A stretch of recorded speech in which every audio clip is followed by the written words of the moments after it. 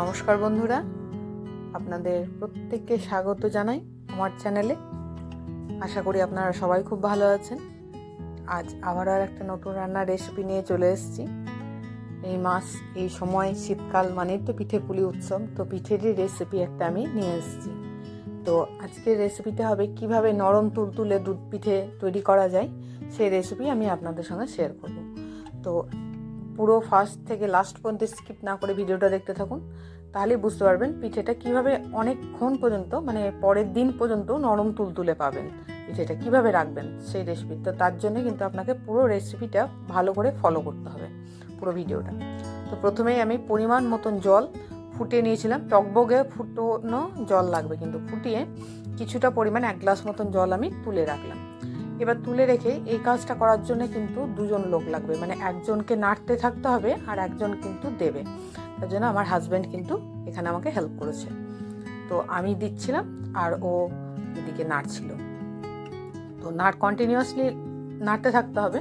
আর এটা একটা বেলনা দিয়েও ঘোরালে ভালো হয়, তবে ও বললো যে আমার এতেই হয়ে যাবে, তার জন্যে ও খুন্তিতে করেই নাড়িয়ে নাড়িয়ে করেছিল। এবং বিশ্বাস করুন বন্ধুরা,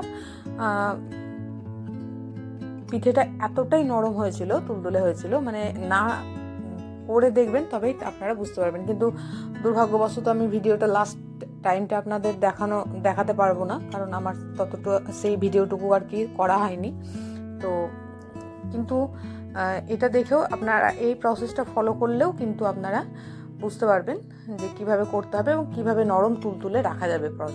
পুরো প্রসেসটা দেখবেন যে পিঠে নরম তুলতুলে কিভাবে রাখতে হবে। তো দেখুন কিভাবে ডোটা তৈরি করতে হবে, কতটা, এটা দেখলেই বুঝতে পারবে নিশ্চয়ই যে কতটা কিভাবে আর কি ডোটা কিভাবে করতে হবে। তো আমি যতটা পরিমাণ দরকার ততটা পরিমাণ এখন নিয়ে কিন্তু এটাকে একটু সেনে করতে হবে। আর এই ডোটা পুরোটা কিন্তু ঢাকা দিয়ে এখন কিন্তু রাখতে হবে, মানে শক্ত হলে হবে না, গরম থাকবে, তবেই কিন্তু নরম থাকবে জিনিসটা। আর নরম থাকলেই তবে মাখতেও গরমেই মাখতে হবে, আর গরম মাখলেই দেখবেন স্মুথ হবে, আর পিঠেগুলোর ওপরটা বেশ চকচকে ভাব হবে আর কি, এবড়ো খেবড়ো হবে না।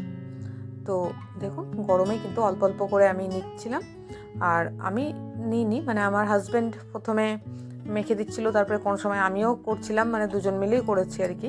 অনেকগুলো পিঠে তো একসঙ্গে একার পক্ষে করা সম্ভব নয়, তাই দুজন মিলেই করেছি, ও আমাকে হেল্প করেছে। তো এইভাবেই দেখুন, ভালো করে যদি না মাখেন তাহলে কিন্তু পিঠেটা কিন্তু ভালোভাবে কিন্তু গাটা কিন্তু চিকন হবে না, মানে গাটা কিন্তু স্মুথ হবে না, ওই খসখসে ভাব থেকে যাবে। আর পিঠের মুখ কিন্তু অবশ্যই ভালো করে মুড়বেন, না তো পিঠে কিন্তু খুলে পড়ে যাওয়ার চান্স থাকবে। তা আমি আপনাদের পিঠেটা কেটে দেখাতে পারিনি, মানে ভিডিওটা আমার তোলা হয়নি, বা তোলা হয়েছিল হয়তো কোনো রকমে ডিলিট হয়ে গেছে, যাই হোক। তো আপনারা কিন্তু প্রসেসটা পুরো এই প্রসেসেই আপনারা ফলো করে করবেন, দেখবেন নরম তুলতুলে থাকবেই। আর যে এক্সট্রা জলটা আমি রেখেছিলাম সেটাও কিন্তু আমি ইউজ করেছি, কিন্তু পরে কিন্তু ওর মধ্যে কিন্তু ঠান্ডা জল অ্যাড করা যাবে না, মানে গরম জল তুলে রাখতে হবে। গরম জল মানে একদম ফুটন্ত গরম জল। তো এইভাবেই কিন্তু দেখুন কতটা করে আমি ক্ষীর ভেতরে ভরছি, নিয়ে মুখ পুড়ে দিচ্ছি। এতটা করে ক্ষীর ভরে মুখ পুড়ে দিলেও কিন্তু ক্ষীর মানে চাচ্ছি আর কি, ভরে দিলেও কিন্তু একটা পিঠেও কিন্তু ফাটবে না। আপনারা এইভাবে করে দেখবেন কতটা সুন্দর হবে খেতে। তো এইভাবে দেখুন আমি ভালো করে গাগুলো ভালো করে চেপে চেপে ঠিকঠাক করে দিচ্ছি, মুখগুলো ভালো করে মুড়ে দিচ্ছি যাতে মুখটা না ফেটে বেরিয়ে আসে।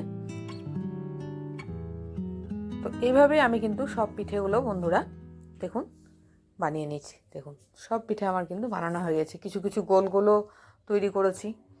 তো এভাবে সব পিঠে বানানো হয়ে গেছে আমার। এবার আমি দুধ আগে আমি চাপিয়ে দিয়েছিলাম, এখানে মোটামুটি 1 কিলো 750 মতন দুধ আছে এর মধ্যে।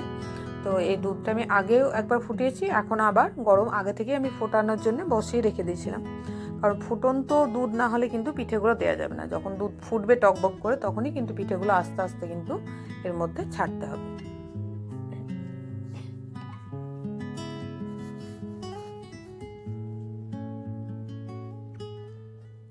এক এক করে দেখুন পিঠেগুলো আস্তে আস্তে কিন্তু আমি সব ছেড়ে দিচ্ছি। আর এই পিঠেটা যেহেতু আগে থেকেই ডোটা সেদ্ধ হয়েই থাকছে একদম গরম জলে, তাই করতেও কিন্তু বেশিক্ষণ সময় লাগে না, খুব অল্প সময়ের মধ্যেই কিন্তু হয়ে যায়। তো দেখুন এখন কিন্তু খুব বেশি এখনই যা নাড়াবার নাড়িয়ে দিতে হবে, এখন কিন্তু বেশি কিন্তু নাড়ালে যাবে না, কারণ নাড়ালে কিন্তু ভেঙে যাবে। তো আমি এই অবস্থাতেই এখন 3-4টে মতন তেজপাতা এর মধ্যে ফেলে দিলাম। দেখুন ফুটতে আরম্ভ করেছে। আর এই সময় খেজুর গুড় যতটা পরিমাণে লাগবে আপনারা আপনাদের আন্দাজ মতন মিষ্টিটা এখানে দিয়ে দেবেন। আমি মোটামুটি 250 মতন খেজুর গুড় দিয়েছি। আর দেখুন এই বাটিটার 1 বাটি মতন চিনি দিয়েছি এর মধ্যে। আপনারা যেভাবে যতটা পরিমাণ মিষ্টি খেতে চান সেইভাবে কিন্তু দেবেন। তো এই সময় কিন্তু বেশি নাড়ানো যাবে না, কারণ পিঠেটা অত্যন্ত নরম হয়ে গেছে, কারণ বেশি নরম হয়ে গেলে পিঠে কিন্তু নাড়ালেই ভেঙে যাবে, তার জন্য এই সময় কিন্তু বেশি নাড়ালে হবে না কিন্তু। দেখুন পিঠে আমার অলরেডি প্রায় কমপ্লিট হওয়া। পিঠেগুলো দেখুন তুলে দেখাচ্ছি কত সুন্দর হয়েছে পিঠেটা, আর একটাও পিঠে কিন্তু ভাঙেনি, নরম তুলতুলে হয়েছিল পিঠেগুলো। তো কেমন লাগলো ভিডিওটা বন্ধুরা অবশ্যই জানাবেন, ভালো লাগলে লাইক শেয়ার সাবস্ক্রাইব করতে কিন্তু ভুলবেন না।